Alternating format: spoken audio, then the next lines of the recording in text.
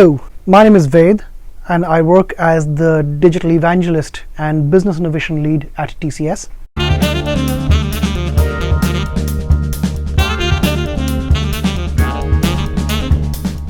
The challenge therefore becomes one of three. Either we have to resolve the unknown, which means we have to at least get them into the world of the known unknown. How do we do that? Well, the most simple analogy is a radar. You're continuously scanning the environment for things that you think could be relevant, even though maybe yesterday they didn't look relevant to you. Today they suddenly start to appear as things that could derail your plans. So the world of planning and continuously scanning the environment is critical to this resolution. As Eisenhower said, plans are nothing, planning is everything. For example, today in the US, school children, teenagers, preteens are made to go through active shooter drills.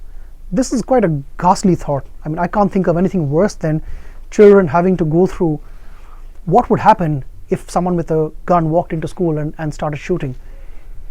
But unfortunately, this has now become part of the known unknown, because once something happens, and once something happens more than once, it's something that we can imagine. It has gone from being unimaginable to something we can actually plan for.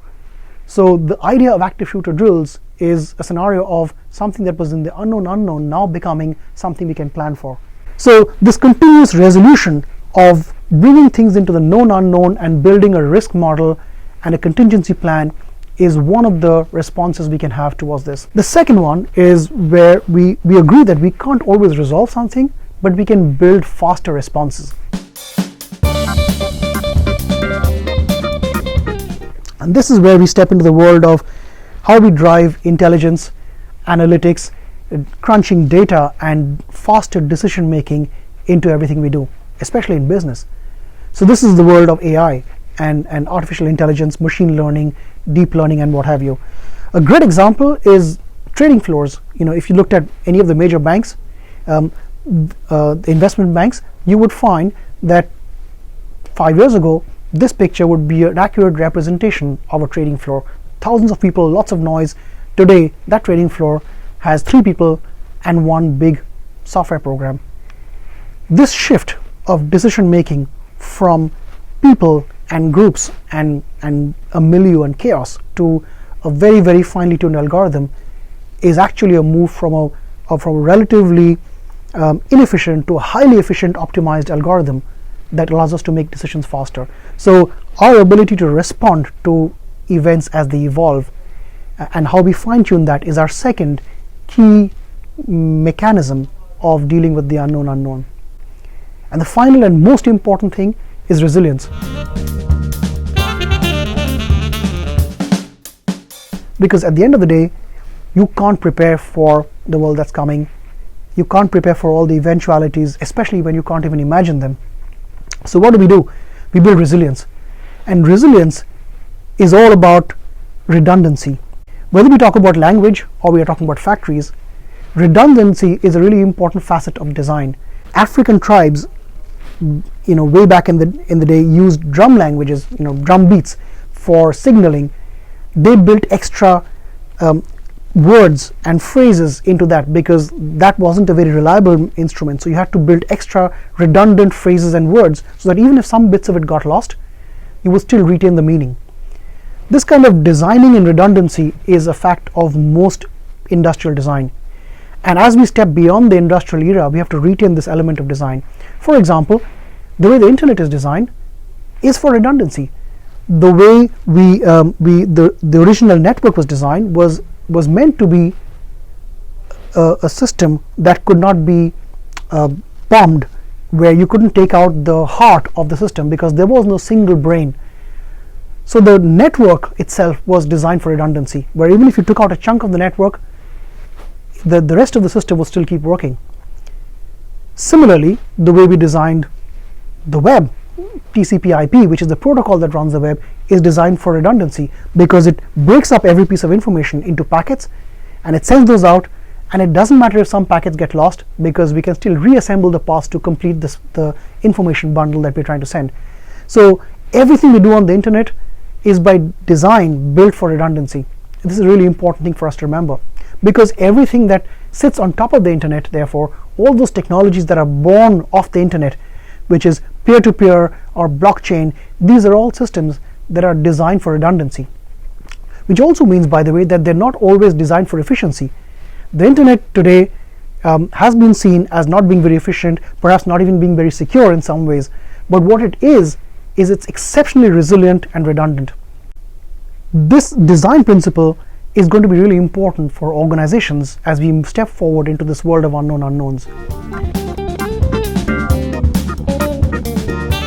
And where I want to end with is the idea of innovation, because innovation for a lot of organizations, including ours, is a luxury. It's an option.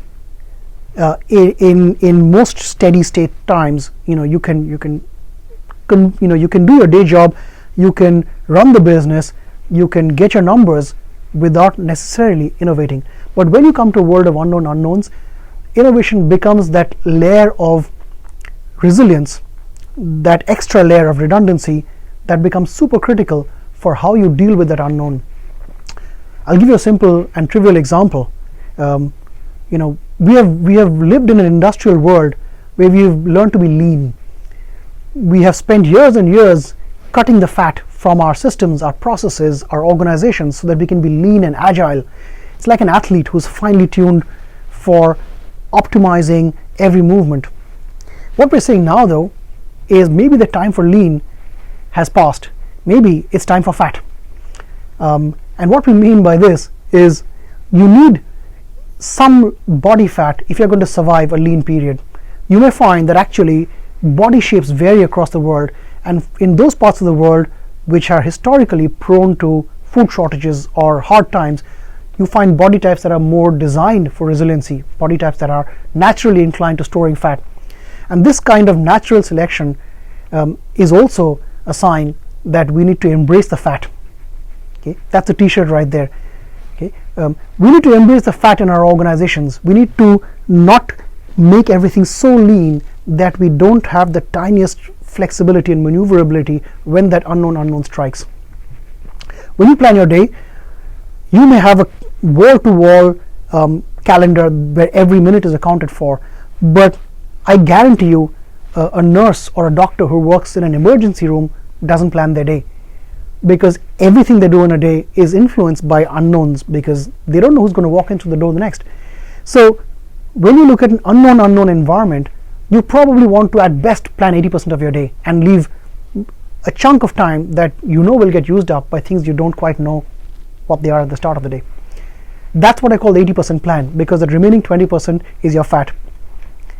And that's why we exist as an innovation team, because we are that layer of fat that looks at dealing with unknowns, dealing with problems that haven't yet been solved, that can't be solved with just efficiency and technologies that exist or processes that exist. That's where we try and look at creativity and ideas and bringing things together in ways that don't always work at first. But that layer of cycling through things that don't work, cycling through mistakes, is that little bit of inefficiency, the fat, the redundancy that allows us to become stronger in a world of unknown unknowns.